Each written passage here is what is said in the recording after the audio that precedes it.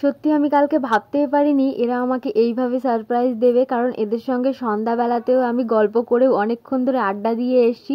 ওদের যে মনের মধ্যে এরকম কোনো চিন্তাধারা আছে বা ছিল সেটা আমি ভাবতেও পারিনি। সন্ধ্যা ওই 6টার সময় আমি ওদের সঙ্গে গল্প টল্প করে বাড়িতে এসেছি, খাওয়া দাওয়া করছি। হঠাৎ করেই 2 ঘন্টা পরে আমায় ফোন করে বলে যে আয় একটু দরকার আছে। তো আমি ভেবেছি কী জন্যে, কারণ সন্ধ্যাবেলায় ওদের সঙ্গে গল্প করে এসেছি, আমি সেরকম কোনো কিছু ভাবিইনি। আর আমি গিয়ে দেখি যে এই অবস্থা, সব কিছু রেডি করে আমায় ফোন করেছে। আর দেখতেই পাচ্ছ সবাই কত খুশি, আমিও ভীষণ খুশি হয়েছি, কারণ তোমাদের দাদাভাই বাড়িতে নেই আর আমি এইভাবে সারপ্রাইজ পেতে পারি সেটাও আমি মানে কল্পনার বাইরে ছিল। আমার ভীষণ খুশি হয়েছি আমি।